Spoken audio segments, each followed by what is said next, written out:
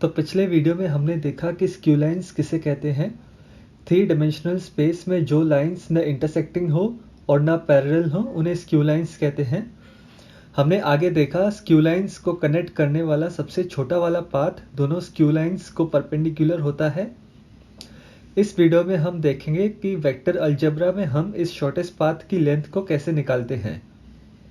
एक उदाहरण लेते हैं। सपोज L1 और L2 दो स्क्यू लाइंस हैं और उनकी वेक्टर इक्वेशंस हैं ये।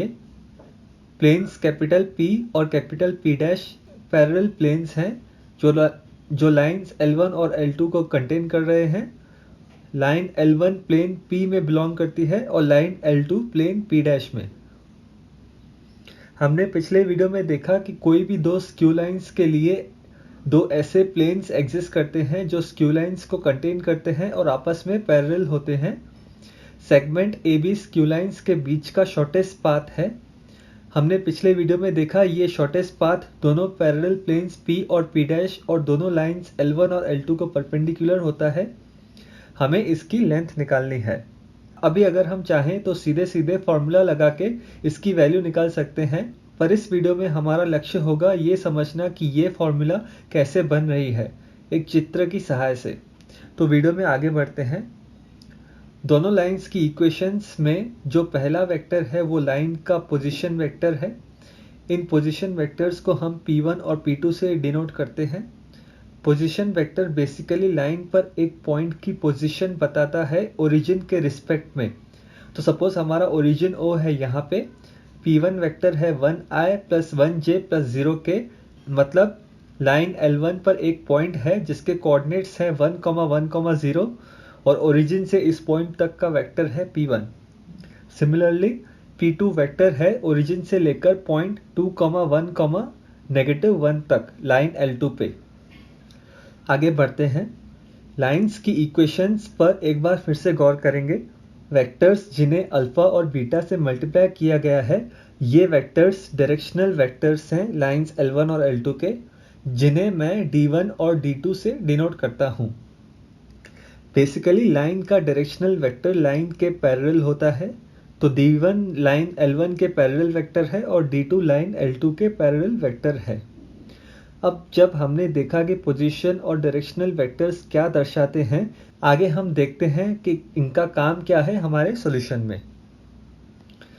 सबसे पहले पॉइंट 1, 1, 0 को E नाम देते हैं और पॉइंट 2, 1, -1 को C। E को C से स्ट्रेट सेगमेंट से कनेक्ट करेंगे। EC एक कोई रैंडम पाथ है लाइंस के बीच में। सबसे पहला मेरा प्रश्न यह है कि क्या EC शॉर्टेस्ट पाथ है लाइंस L1 और L2 का, मतलब क्या EC ही AB है। अगर EC शॉर्टेस्ट पाथ है, हमें E और C के कोऑर्डिनेट्स पता हैं, तो डिस्टेंस फार्मूला से हम बड़ी आसानी से इसकी लेंथ निकाल सकते हैं। पर हमारा सॉल्यूशन इतना आसान तो नहीं होगा। ये शॉर्टेस्ट पाथ है या नहीं ये चेक करने के लिए एक सरल उपाय है। अगर EC दोनों लाइंस को परपेंडिकुलर है तो ये शॉर्टेस्ट पाथ है, और अगर ये दोनों लाइंस को परपेंडिकुलर नहीं है तो ये शॉर्टेस्ट पाथ नहीं है। ये लाइंस को परपेंडिकुलर है या नहीं ये चेक करने के लिए इन दोनों गिवन पॉइंट्स के बीच में एक वेक्टर डिफाइन करते हैं।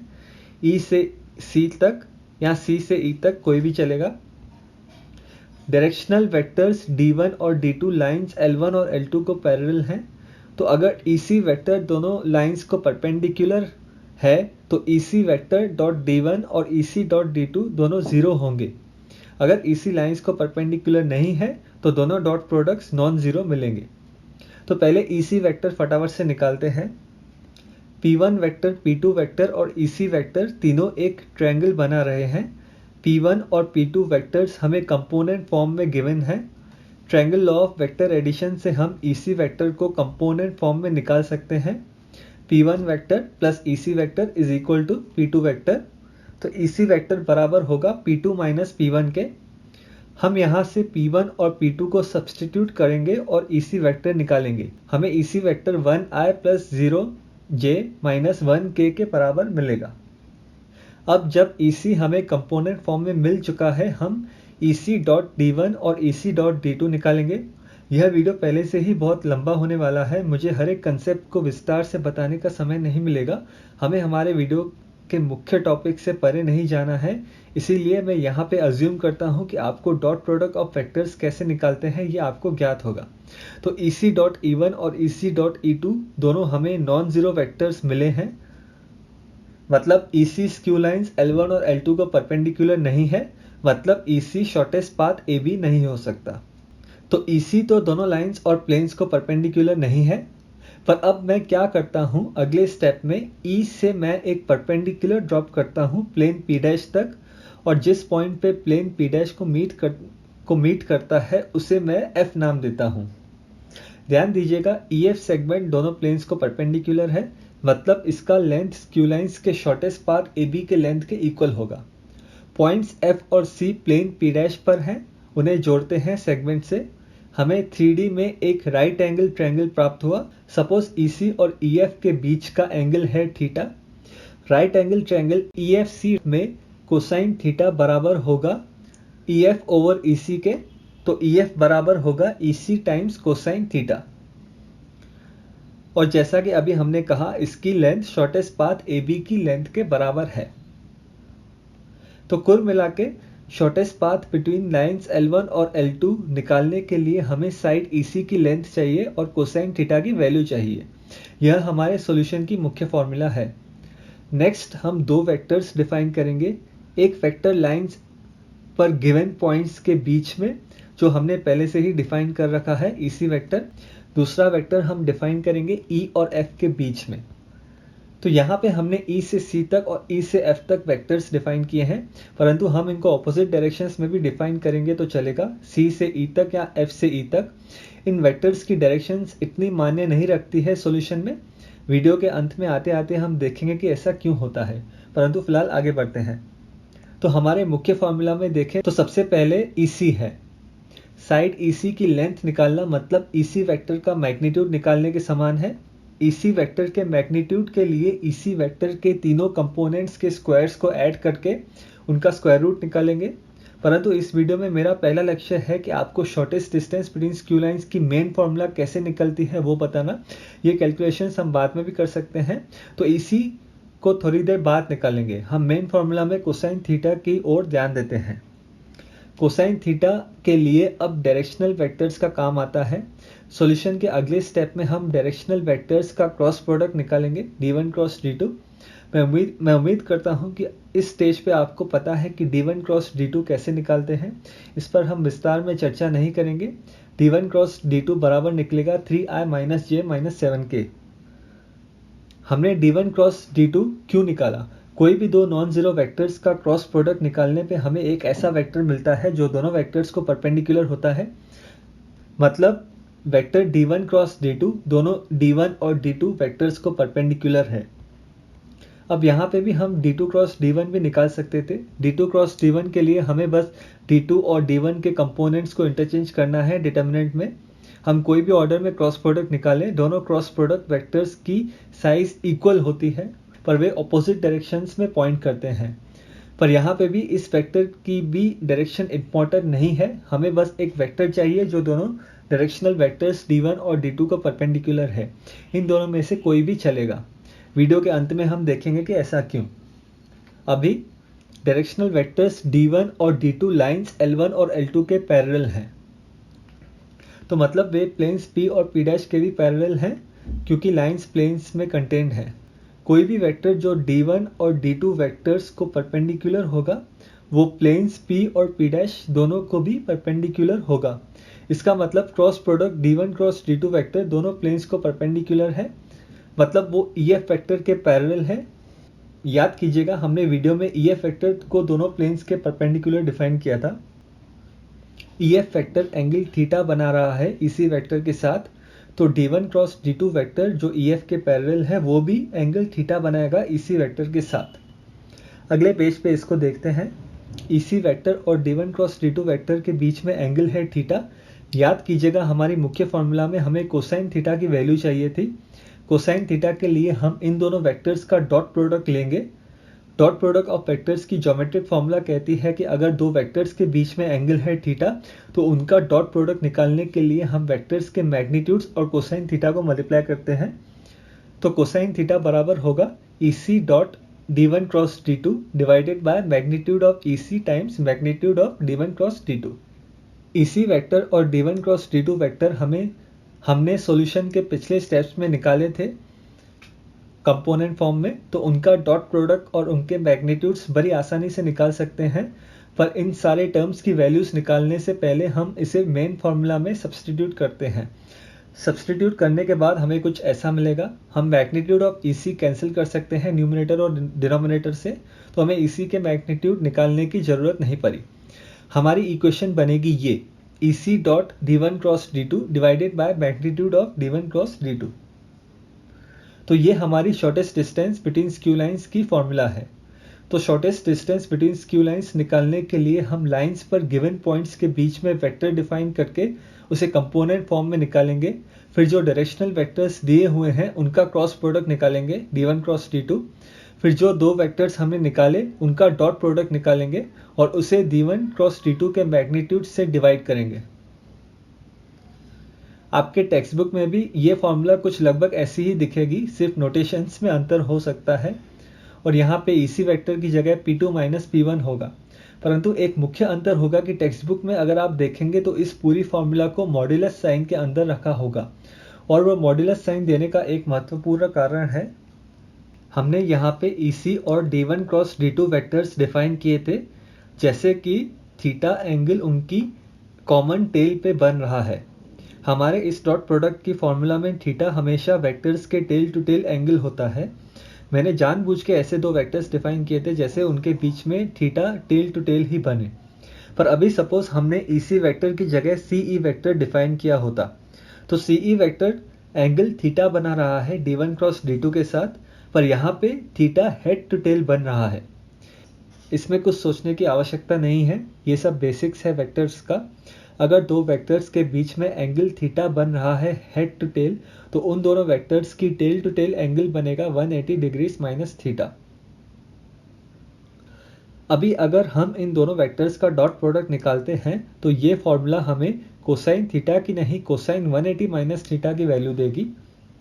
याद कीजिएगा हमारी मेन फॉर्मूला में हमें कोसाइन चाहिए था, कोसाइन थीटा चाहिए था।